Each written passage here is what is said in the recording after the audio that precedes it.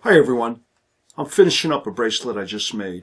What I was just doing was burnishing the nickel silver with my burnishing tool. That brings out a beautiful shine to the metal. The bracelet that you see me holding is made from 16 gauge nickel silver wire and 140-pound watercolor paper. The nickel silver wire bracelet armature makes this a very flexible, resilient, and strong bracelet. It's a beautiful bracelet. The wire armature itself was formed on a bracelet mandrel, which I'll introduce and show you how to work with in the video.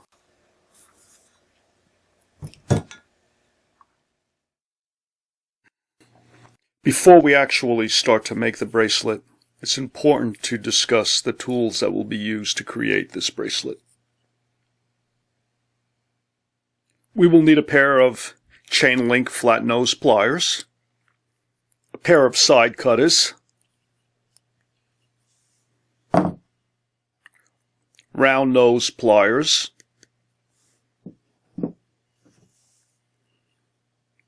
and we'll use a pair of curved nose pliers.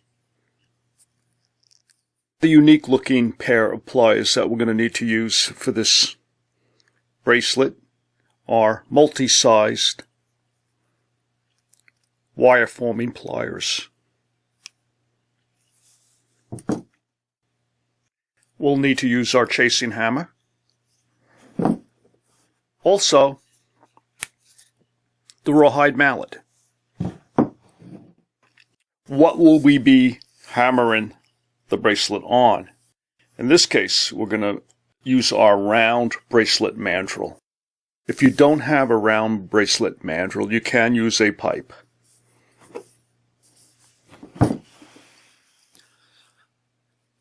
Something else that makes the work of forming the bracelet a little bit easier than if you didn't have one is a bench pillow. A bench pillow is used to support the bracelet mandrel, and I use two. There we go. Gives you an idea of how it'll hold the bracelet mandrel in place. Make it easy to turn the mandrel as you hammer and work on your bracelet. And notice, it stays put. These are improvised. I needed them in a pinch, didn't have any, didn't feel like spending the money to buy it, so I got 2 old socks and emptied my paper shredder into here. This is shredded paper, but it's a wonderful tool. It serves the purpose. I tied the end with some nylon fishing line. And last but not least, we're going to need an X-Acto knife. I like to cut my paper on a self-healing cutting board.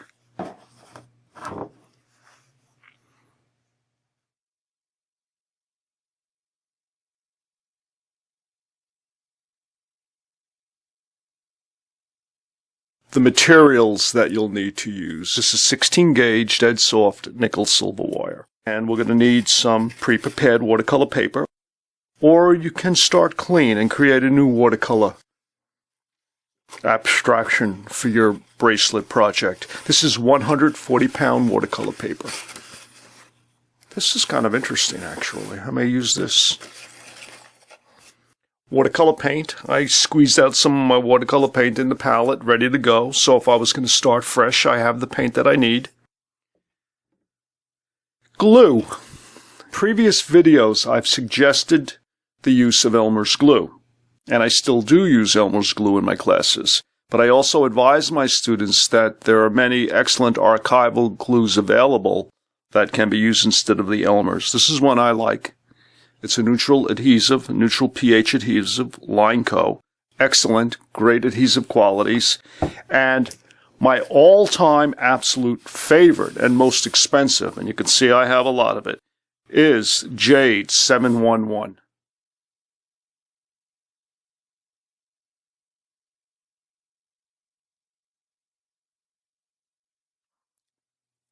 The very first thing that needs to be done in making the bracelet is to form the bracelet's armature, the wire armature that forms the perimeter of the bracelet and holds the watercolor paper in place. I have one here that I made a couple of days ago that hasn't been rounded yet on the bracelet mandrel, but it gives you an idea of what you should be looking for in the formation of your wire armature. Now notice,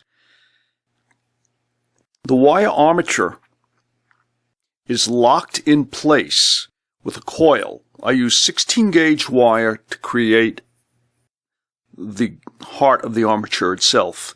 Then I turned up the ends that have been inserted into a wire coil.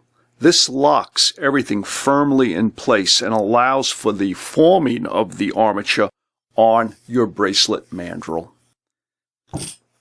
Also, if you will notice, the bracelet from end to end is exactly 6.5 inches from end to end. I find that that linear dimension is long enough for most different size wrists. To form the basic armature, I use my multi-size wire forming pliers. You could actually use any of these sizes to make your end loops. I'm going to choose the middle one because that's the size I used here, and I happen to like that dimension. But if you wanted a larger bracelet, you can go with the larger size. If you wanted smaller, you can go with the smaller. The first thing I need to do is create this bend over here. Giving myself excess wire, holding my wire firmly with the pliers on the middle cylinder, I bend my wire around like so.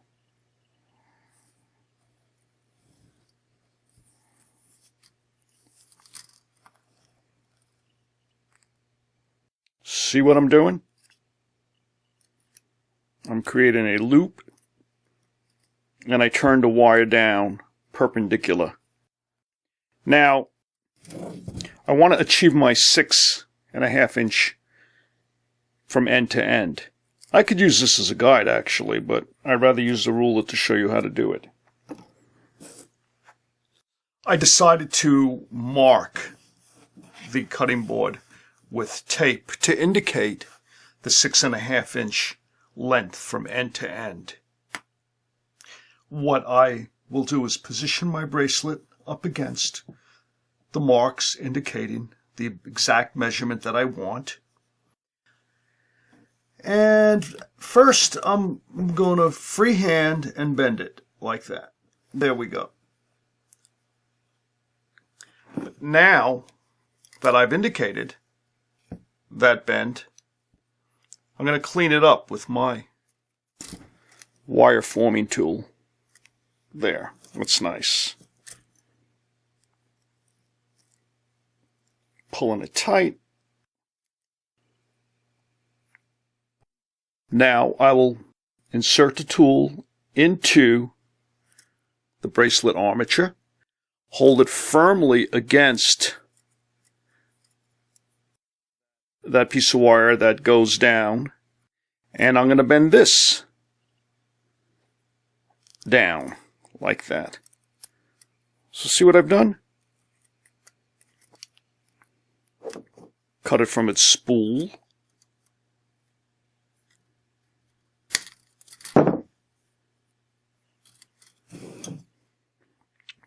These are the ends that need to be locked in place, and that's what I use the coil for. This is very important. And you'll see, as you hammer out this metal, you're going to give it its spring-like resiliency. But in order for that to be successful, it needs to be locked in place at this point. This needs to be one connected piece of wire. Using my coil making tool, I'll insert the wire into the hole. That's just so the wire is held firmly in place. Now, I wrap the wire a few times around the nail. Good. Remove the wire from the tool. And I'm going to trim it down.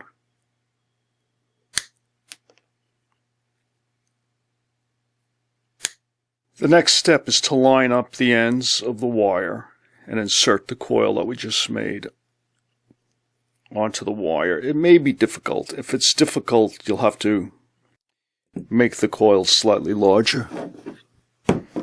I'm having a hard time. Okay.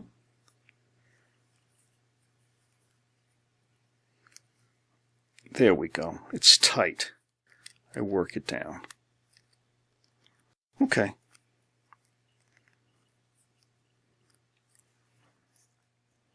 Having inserted the 16 gauge wire into the coil, I'm going to measure down now from the base of the coil approximately 1 inch and even off the ends. These are the ends that I'm going to spiral up. That's just about 1 inch. There we go. Before I actually create the spirals, I'll flatten the ends so they're nice and flush with a small jewelry file.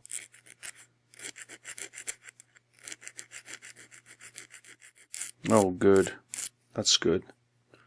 Very, very even.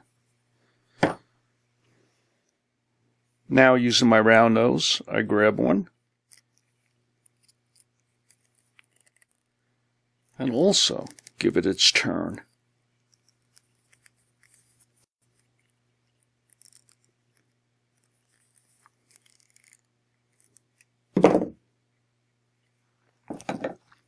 And I'll continue the spiraling motion using my bent nose pliers. That's good.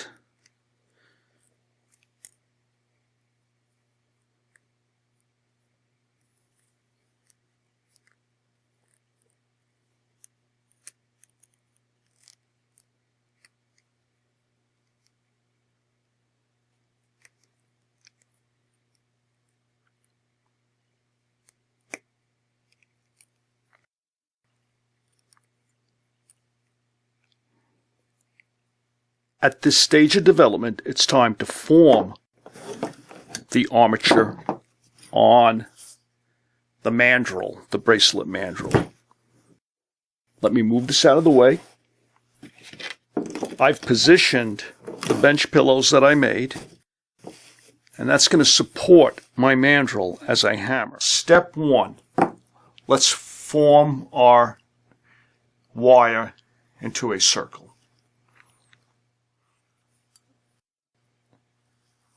Then my wire around.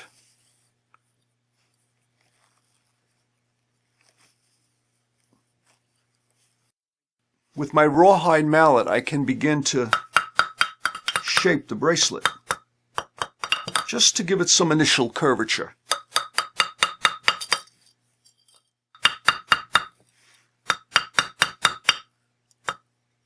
Be careful of this area right here. I don't want to pound the coil. I want to leave the coil alone, but I do want to work the metal around the coil. What I need to do now is, using a 20 gauge wire, tie the ends together, and then I'll continue to hammer it out on the mandrel.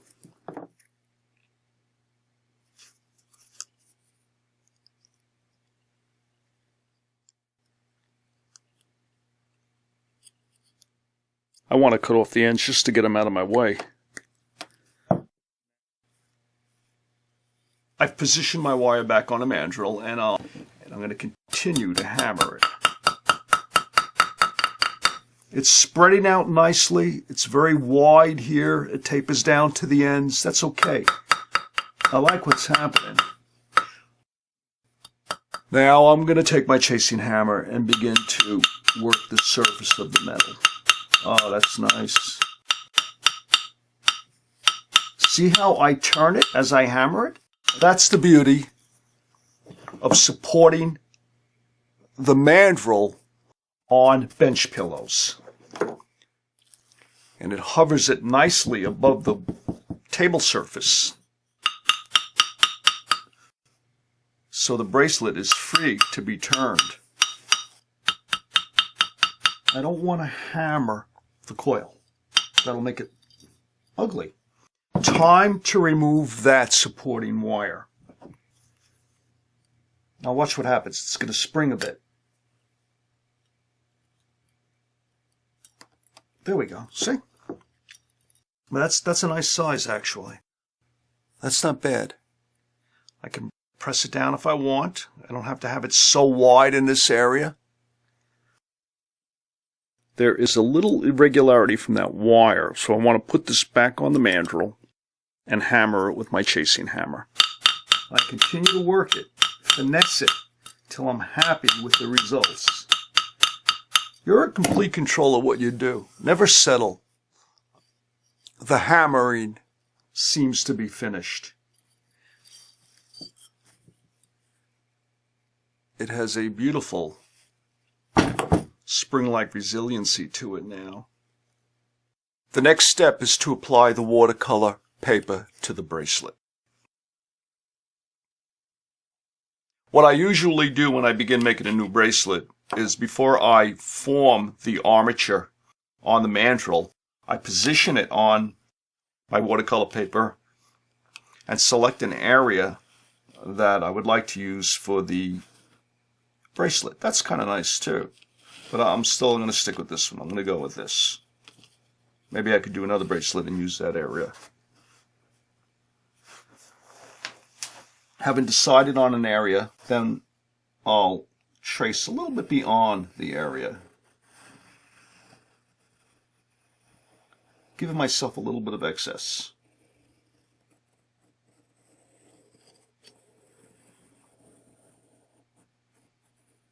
The reason for the excess is I want to make certain that when I do attach it, I'm going to be able to have enough paper to cover the wire armature.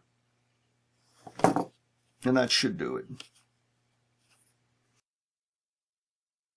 Having traced out the form onto the paper, I place the paper on the self-healing board and I'll cut it out. Be very careful when you're cutting. Only use new sharp blades in your X-Acto knife. Keep your hand far away, firmly pressed down on the paper so you're holding it nicely in place.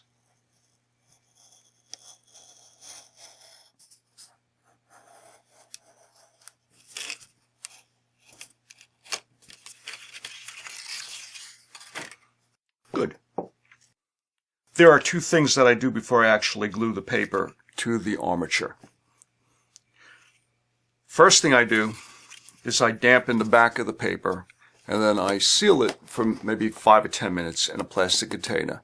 This allows the paper to thoroughly hydrate with water and soften. Softening is the main objective. This way you can basically mold it to the shape of the armature.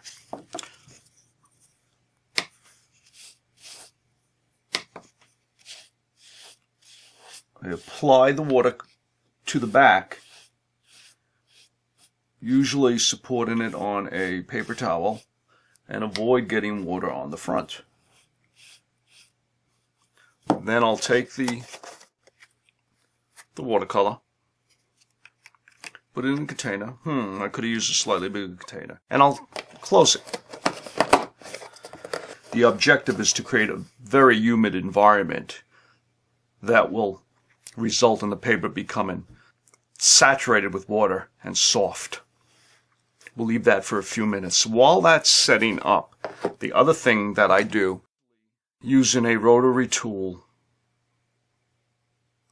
I roughen the back of the armature where I'm going to apply the glue. This guarantees that the paper and the glue will bind nicely. Here you see me working with a handpiece and my flexible shaft to roughen the inside of the bracelet where the paper is going to be glued. Glue adheres better when applied to a roughened surface rather than to a slick metallic surface.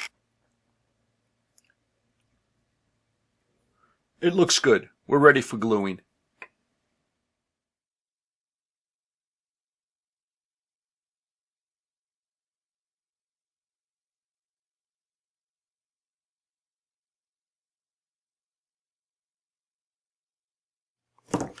I'm going to apply the glue using a dispenser filled with the archival glue in this case. What we need to do now is remove the piece from the sealed container. I'm sure it's very flexible. It is. I'll blot off any excess water. Now before I apply the glue, I make sure that it's going to fit. Good. This is going to work fine. I'm applying a bead of glue to the back of the piece.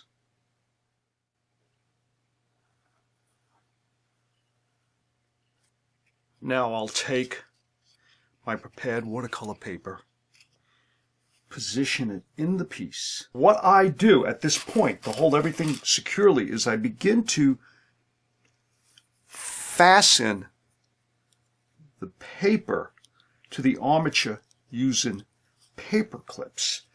Paper clips work as wonderful little clamps. I gradually work it and squeeze the paper, pressing it against the wire armature, and work it from one end to the other end.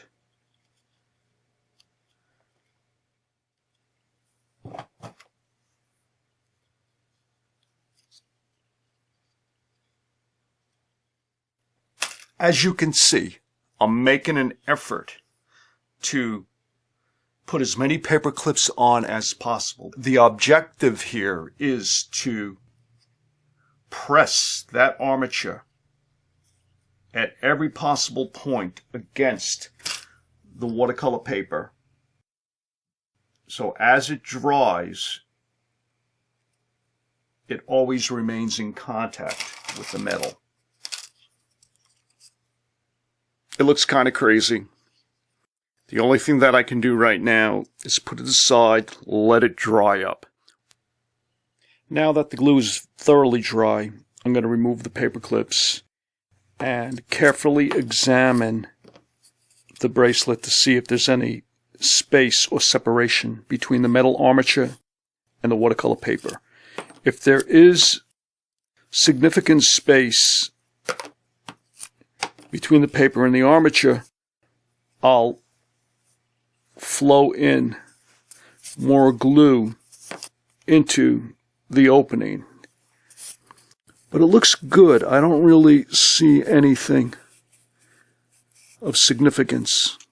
Although I don't need to apply any glue to fill in any large space between the paper and the armature, the wire armature, I always, at this point, flow a bead of dilute varnish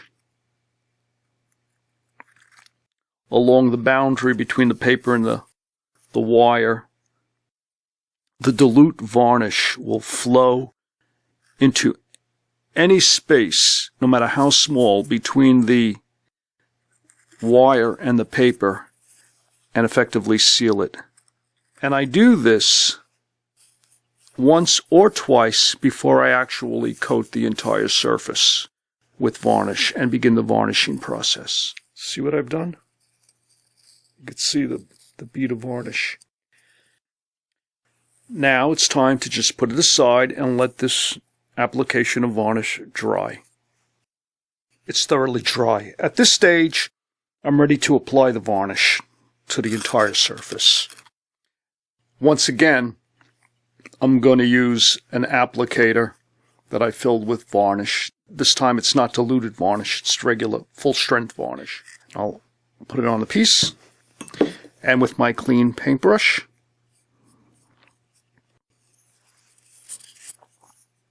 work it in.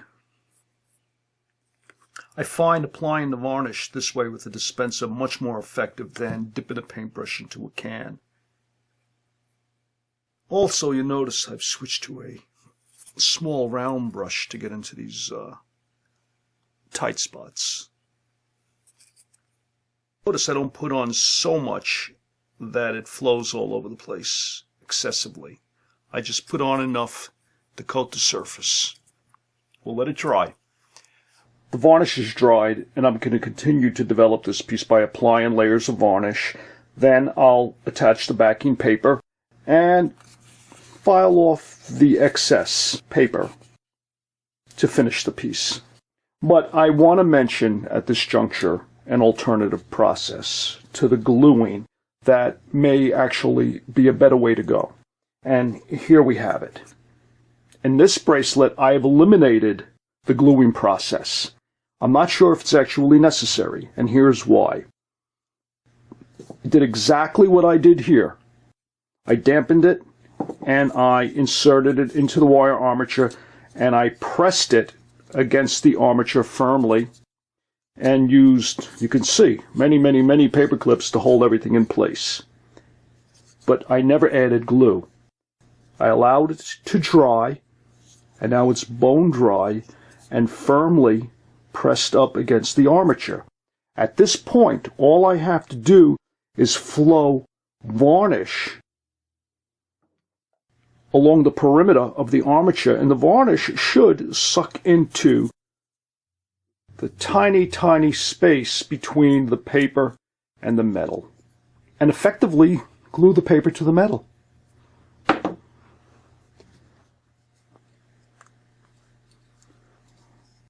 I'm in the process of applying diluted varnish along the perimeter where the armature makes contact with the paper.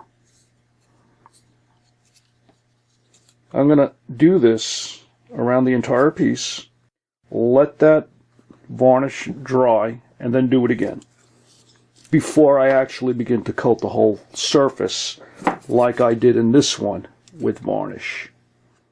I'm very pleased with the way this one is working out. I've applied a few flows of varnish, diluted varnish, along the edge, and it's sucked in nicely, and it's dried. It's about 3 coats of varnish there, and I applied 1 coat of diluted varnish across the surface, and have baked it for 20 minutes in the oven, and there is absolutely no separation occurring between the seam of metal and the paper. So this appears to be a very good way of doing it. But I'm going to put this aside for now and finish up with this. What remains to be done is we need to trim off the excess paper. You can always use a half-round file to work into the piece. Be careful when you do this. Don't file against the paper like this, because you could pull it away from the metal. Always file it like this. And you notice I don't go back and forth when I'm filing. I use forward strokes, and I file towards the metal. That'll quickly remove a lot of the excess paper. I'm wearing my goggles. I'm also wearing a dust mask to avoid breathing in the paper fibers that are flying all over the place. Using a fine jewelry file, I'm going to clean up this area right here. And the way I do that is I file from the inside and push my file towards the metal rim. See?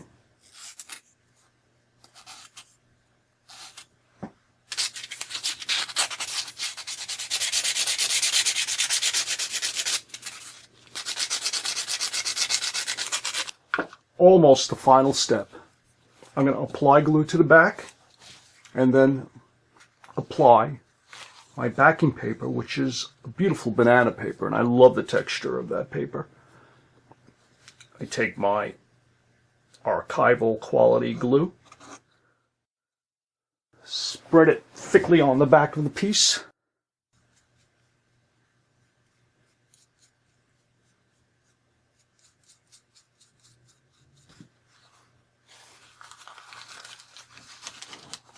insert the paper,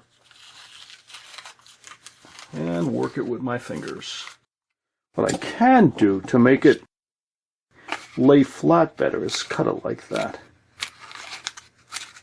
That helps it conform to the surface. Good. Brushing it down like that assures that you're going to get complete contact, and I seem to have nice contact. So I'll put it aside and let it dry. We are ready to move into the home stretch with this, so I don't have to do this, but I like to get it out of the way. I'm applying my dilute varnish, diluted with 50% water. Primarily, I want to make the banana paper waterproof. That's why I varnish the back. The application of varnish is dry. So now what I'm going to do is I'm going to take my half-round file and remove the excess paper.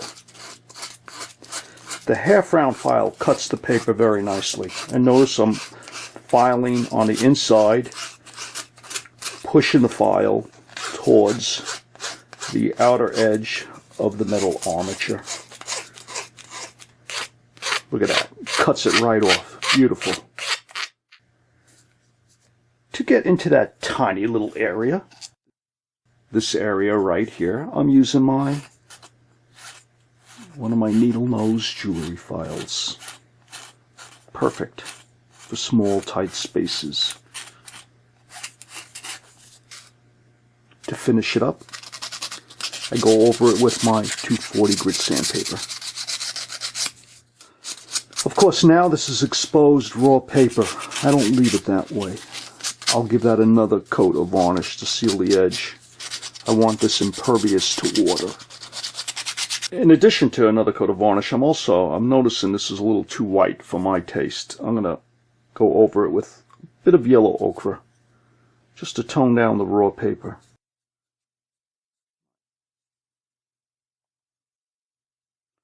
All I need to do now is a final coat of varnish. The final coats of varnish have been applied to both bracelets, and the bracelets are finished. I hope you enjoyed watching the video. I certainly had fun making it.